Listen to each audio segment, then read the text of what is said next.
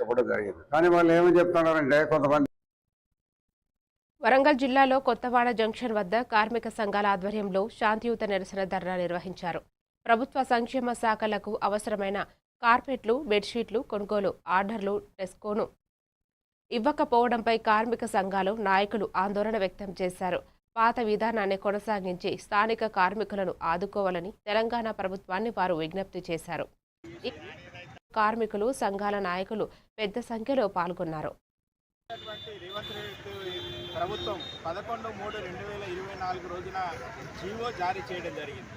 గత 40-50 సంవత్సరాల నుంచి వెళ్ళి కూడా ప్రభుత్వానికి అవసరమైనటువంటి కార్పెట్లు కానీ బెడ్షీట్లు కానీ టెస్కో ఇచ్చి ఆర్డర్ ఇచ్చినట్టయితే టెస్కో వారు మాకు ఆర్డర్ ఇస్తే మేము చేనేత కార్మికుల చేత తయారు చేసి సప్లై చేస్తున్నాము.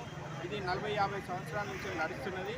కానీ ఇప్పుడున్నటువంటి ప్రభుత్వం ఇచ్చినటువంటి జీవోనే ఉల్లంఘిస్తూ ఇక్కడ తయారు చేస్తున్నటువంటి కార్పెట్లు కానీ బెడ్షీట్లు కానీ ఏకీకృత టెండర్ విధానం ద్వారా కొనుగోలు చేయాలని నిర్ణయం తీసుకున్నది.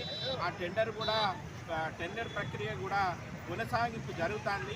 దానివల్ల వరంగల్ జిల్లా లోపల మరియు కరీంనగర్ జిల్లా లోపల ఉన్నటువంటి సుమారు 10,000 మంది చేనేత కార్మికులు అంటే దాదాపు ఒక 40-50 వేల మందికి ఉపాధి కోల్పోయే పరిస్థితి ఉన్నది.